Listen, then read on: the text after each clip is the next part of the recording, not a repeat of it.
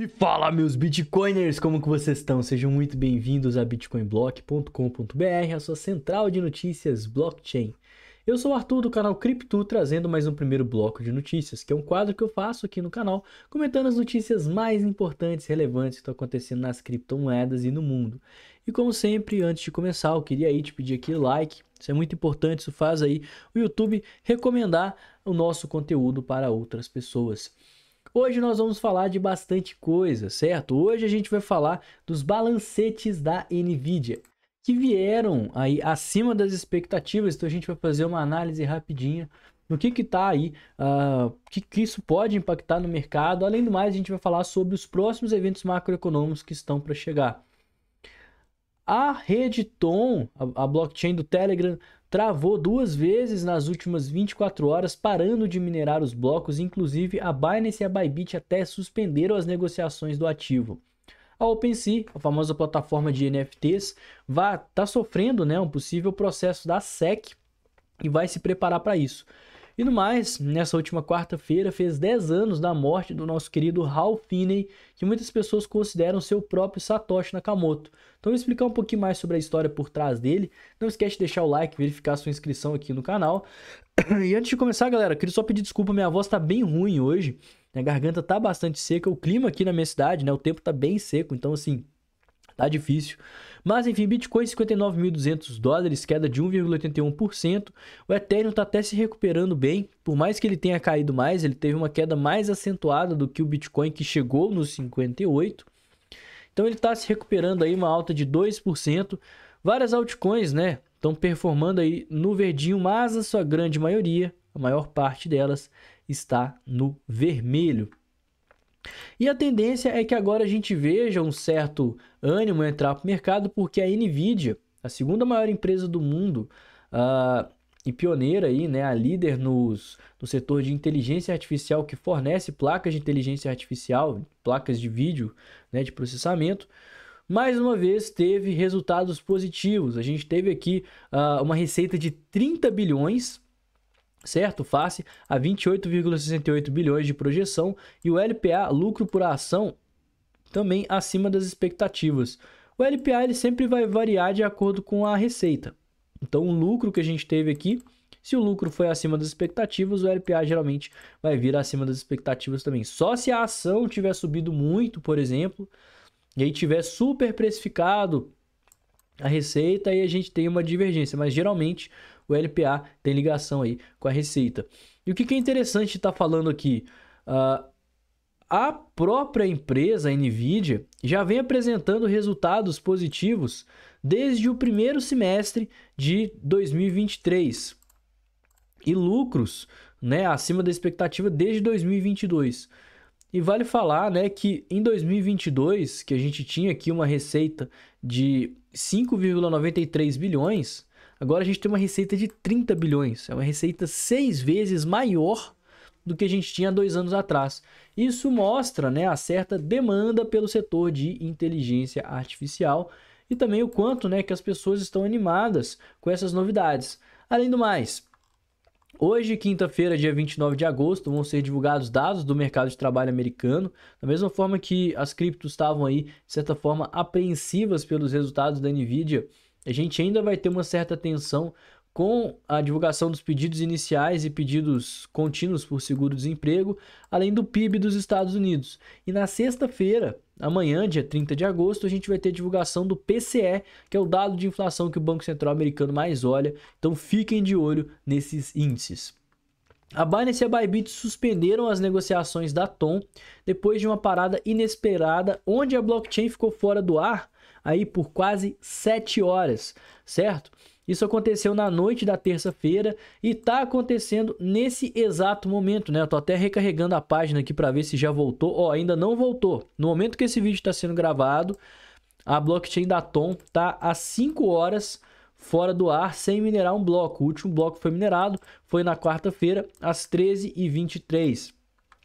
E por conta dessa queda, né, que aconteceu na terça-feira, foi a primeira queda que teve na rede, a Binance e a Bybit suspenderam a negociação do ativo até que tenha ali uma retomada ou até um pronunciamento A equipe falou, né, que não foram produzidos blocos por mais de 7 horas e na manhã dessa quarta-feira a rede voltou a produzir blocos. Na tarde dessa quarta-feira parou de produzir blocos novamente e está sem produzir até o momento aqui desse vídeo.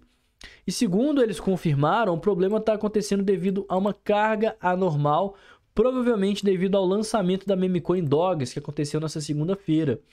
Para eles conseguirem resolver esse problema, os validadores, né, que é uma rede Proof of Stake, vão precisar limpar o banco de dados das transações antigas, o que faz, né, com que eles perdam o consenso e tenham que reiniciar os seus nodes, os seus nós e o software para conseguir restabelecer esse consenso, mas isso tem que ser feito de forma majoritária. Então ainda não foi feita essa reinicialização geral, o que já é de certa forma um problema. A OpenSea, que é a plataforma de NFTs tão famosa, né? Ela está se preparando para um possível processo contra a SEC, porque segundo eles foram notificados, alguns dos NFTs que são comercializados na plataforma, adivinha, a SEC considera como valores mobiliários. E a OpenSea é uma corretora de NFTs, é a maior corretora de NFTs do mercado. E qualquer pessoa pode desenvolver um NFT e tá negociando lá dentro, tá colocando ali para tá sendo ofertado, né? E dentro, né, dos produtos lá, a gente tem vários tipos de NFTs. A gente tem desde NFTs de arte digitais até frações aí de vários tipos de ativos, frações únicas. E com isso a SEC ela considera, né, que alguns desses NFTs que são comercializados, eles precisam de regulamentação. Então a SEC ela já tem um histórico de emitir vários avisos para empresas de criptomoedas ao longo dos últimos anos. O mais famoso ficou sendo o da XRP, né? Mas tanto corretoras, empresas, né? No caso da OpenSea, a Binance, quanto ativos estavam sendo investigados aqui pela SEC. E esse aviso que foi enviado à OpenSea provavelmente é sobre alguns NFTs em particular. Então, por mais que a agência tenha tido um sucesso recente aí em vender os tokens, os NFTs, esses NFTs eles constituem uma classe diferente de ativos que são aí mais próximos a artes e itens colecionáveis, né? Que é um setor que a SEC ela se absteve de regulamentar. Então, afirmar que os NFTs, pelo menos alguns deles, são valores mobiliários é algo que é complicado, tá? Eu acho que a SEC não vai conseguir levar essa ação para frente, não. Não está claro quais NFTs podem ser rotulados como valores mobiliários, mas ainda assim a OpenSea diz que vai apoiar os artistas e que já tomou todas as medidas, né, para conseguir contornar esse processo.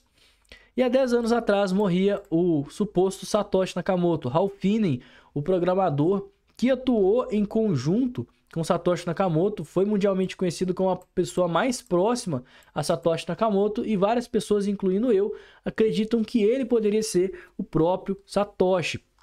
Ele é um programador californiano, certo? Lá dos Estados Unidos, que ficou muito famoso por ser a pessoa que ajudou a produzir o bloco Gênesis. Construiu ali o Bitcoin nos seus primórdios e inclusive tweetou, né, a famosa Running Bitcoin, quando ele fez o primeiro bloco do Bitcoin acontecer.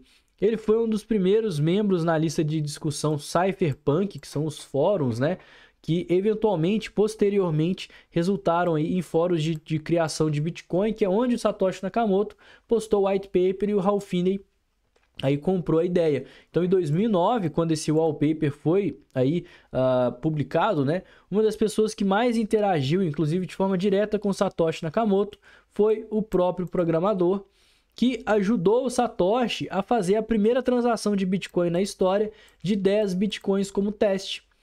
Inclusive, né, várias teorias falam que devido a essa proximidade, Hal Finney era o próprio Satoshi Nakamoto, mas ele mesmo negou as alegações.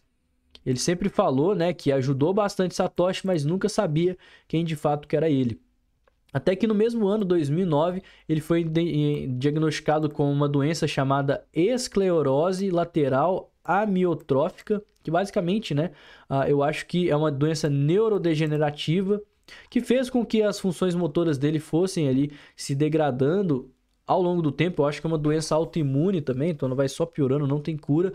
Até que no dia 28 de agosto de 2014 ele faleceu aos 58 anos.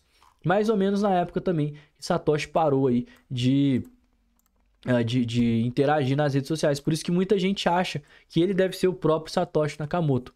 Pessoal, o Bitcoin agora nos 59.170 dólares. A gente estava comentando sobre essa possível oportunidade em retrações de Fibonacci. Inclusive, a gente ainda nem teve fechamentos abaixo dos níveis de Fibonacci. É um setup que ainda é válido. Mas o que a gente precisa tomar cuidado? Tivemos o rompimento do topo com uma forte rejeição, tá? Isso não é bom para o mercado. Isso mostra que o mercado está muito volátil, ele está muito imprevisível. Eu confesso, fiz comprinhas aqui próximos aos 59 mil, certo? Na hora dessa queda. Mas eu tô deixando, né, a maior parte do meu caixa para caso a gente tenha uma situação um pouco mais alarmante, uma vez que essa queda já é uma queda um pouco fora do esperado, né? A probabilidade a gente superou a região das médias, fez o pivô de alta, era entrar na tendência de alta. A gente está tendo a Nvidia mostrando resultados positivos. Powell na semana passada falou em corte na taxa de juros. Então, eu acredito que a maior probabilidade seja a continuação dessa alta. Mas e se a gente estiver errado e o Bitcoin começar a cair e ficar fraco? A gente precisa de uma estratégia. Por isso que eu estou mantendo caixa, para abaixar o preço médio das minhas operações, caso a gente veja uma queda mais acentuada acontecer. E se a gente perder os 56 mil dólares, aí eu acho que a situação já fica mais tensa. A gente estaria revertendo toda aquela alta de mais de 15% facilmente. Novamente, o Bitcoin é um ativo que ele está com muito menos volume do que ele estava há uns meses atrás. Eu diria que ele está aqui com metade do volume que ele estava aí há uns meses atrás. Consequentemente, movimentos de volatilidade ficam mais fáceis de acontecer. Então é sempre bom você deixar um caixa para eventuais oportunidades e operações, que é a minha estratégia nesse exato momento. O que eu acho que o Bitcoin vai fazer? Ele está num cenário mais consolidado. Então ele está numa região mais imprevisível e por isso o mais sábio, o mais sensato é aguardar quinta e sexta-feira a divulgação dos índices do mercado, que praticamente todos os investidores estão esperando nesse exato momento para a gente ter um direcionamento, certo? Espero que você tenha gostado desse vídeo. Se você não me conhece e não conhece o canal, se inscreve, deixa o like, segue a gente nas redes sociais. Eu vou ficando por aqui. Tenha um excelente dia, uma ótima semana e valeu, galera. Falou!